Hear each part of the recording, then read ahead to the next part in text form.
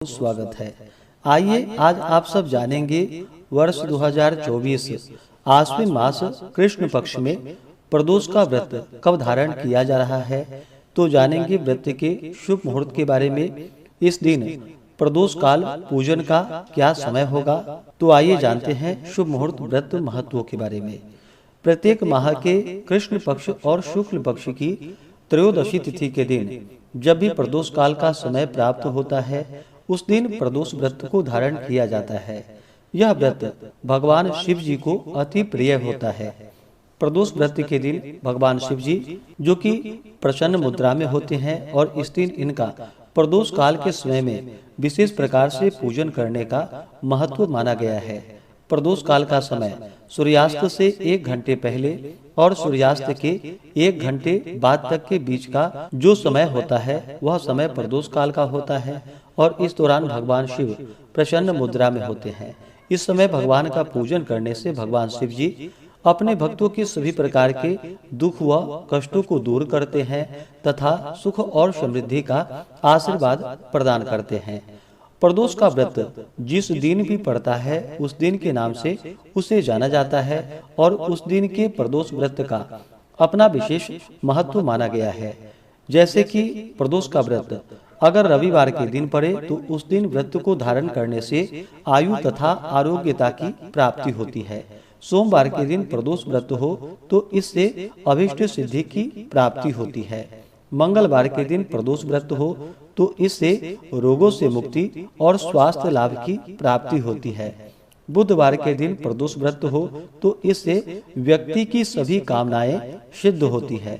गुरुवार के दिन प्रदोष व्रत हो तो इससे शत्रुओं पर विजय की प्राप्ति होती है तथा शत्रुओं का विनाश होता है। शुक्रवार के दिन प्रदोष व्रत हो तो सौभाग्य और स्त्री की समृद्धि के लिए शुक्र प्रदोष का व्रत किया जाता है। शनि प्रदोष का व्रत संतान इच्छुक भक्तों को अवश्य ही करना चाहिए जब भी शनिवार के दिन प्रदोष का व्रत हो। तो आइए जानते हैं आश्विन कृष्ण वर्ष 2024 में प्रदोष का व्रत कब किया जा रहा है। तो जानते हैं शुभ मुहूर्त के बारे में। त्रयोदशी तिथि प्रारंभ समय जो कि 29 सितंबर 2024 दिन रविवार शाम 4:50 और त्रयोदशी तिथि की जो समाप्ति है वह 30 सितंबर 2024 दिन सोमवार शाम 7:08 पे त्रयोदशी तिथि की समाप्ति है। तो इस बार सभी भक्तजन 30 सितंबर 2024 दिन सोमवार को प्रदोष का व्रत धारण करेंगे। 30 सितंबर को ब्रह्म मुहूर्त का जो समय है वह समय सुबह 4:36 से सुबह 5:24 तक होगा। सूर्योदय का समय सुबह 5:49 और सूर्यास्त शाम 5:45 होगा। 30 सितंबर को प्रदोष काल पूजन का जो समय है वह समय शाम 4:45 से शाम 6:45 तक भगवान का आप सभी पूरे विधि विधान के साथ पूजन करें। 30 सितंबर को राहु काल का समय सुबह 7:19 से सुबह 8:48 तक होगा। राहु काल समय के दौरान कोई भी शुभ कार्य या नया कार्य नहीं करना चाहिए, इस बात का ध्यान रखें। नक्षत्र जो कि मघा नक्षत्र होगा सुबह 6:19 तक, उसके बाद पूर्वा फाल्गुनी नक्षत्र होगा। इस दिन योग जो कि शुभ योग होगा रात्रि 1:18 तक, उसके बाद शुक्ल योग होगा। जो भी भक्तजन प्रदोष का व्रत धारण करते हैं उन्हें 11 या 26 त्रयोदशी का व्रत धारण करना चाहिए। उसके बाद फिर व्रत का उद्यापन करना चाहिए। प्रदोष व्रत धारण करने वाले को चाहिए कि प्रदोष व्रत के दिन सुबह उठ करके नित्य क्रियाओं से निवृत्त होकर के गंगा नदी में या घर के नहाने के पानी में थोड़ा सा गंगा जल मिला करके स्नान करना चाहिए। शुद्ध वस्त्र धारण करके व्रती को व्रत का संकल्प लेना चाहिए। भगवान शिव जी से अपने व्रत की मनोकामना के लिए प्रार्थना करनी चाहिए और इस दिन भगवान का सुबह और शाम के वक्त पूरे विधि विधान के साथ पूजन करना चाहिए। आप चाहें तो मंदिर में जाकर के पूजन करें या फिर घर पे अगर पूजन करते हो तो घर पे एक अच्छा सा जगह ले, उस जगह को अच्छे से पवित्र करके वहाँ पे एक 5 रंगों से मंडप बना करके तैयार करें और शिव पार्वती की फोटो या प्रतिमा को स्थापित करके इनका पूरे विधि विधान के साथ पूजन करना चाहिए। सबसे पहले भगवान गणेश जी का पूजन कर ले। भगवान गणेश जी जो कि प्रथम पूजनीय माने जाते हैं, किसी भी प्रकार के शुभ कार्यों में या मांगलिक कार्यों में पहले भगवान गणेश जी का पूजन करना चाहिए अपने व्रत की सिद्धि के लिए।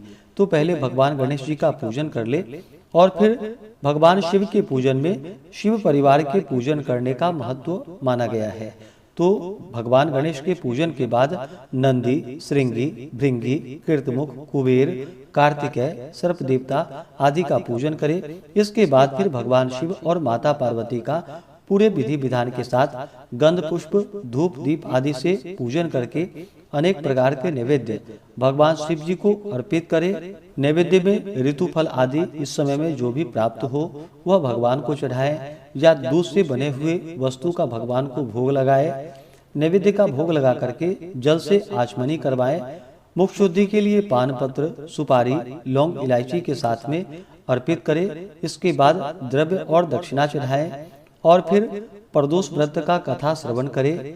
भगवान शिव जी के स्तोत्र, चालीसा आदि का पाठ या श्रवण करना चाहिए। व्रती को व्रत के दौरान किसी के ऊपर क्रोध नहीं करनी चाहिए।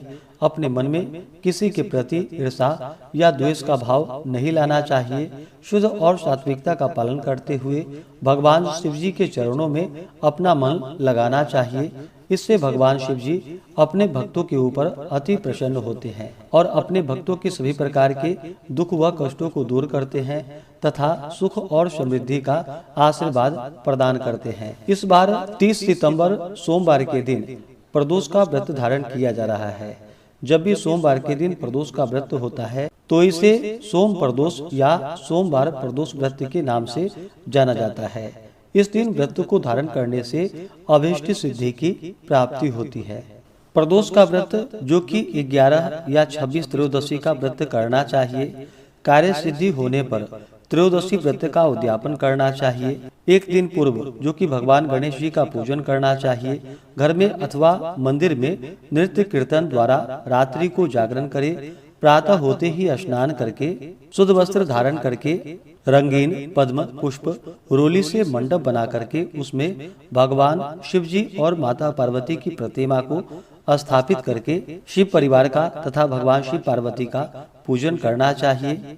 इसके बाद फिर हवन आदि का कार्य करना चाहिए। इस दिन इन मंत्रों के द्वारा जो कि हवन करनी चाहिए। ओम शांब सदा शिवाय नमः। इन मंत्रों के द्वारा जो कि 108 बार खीर की आहुति देनी चाहिए। हवन के बाद आरती व शांति पाठ करके 2 ब्राह्मणों को भोजन करा करके उन्हें दक्षिणा दे और उनसे आशीर्वाद ले कि आपका व्रत सफल हो। यह वचन दोनों ब्राह्मणों से कहें।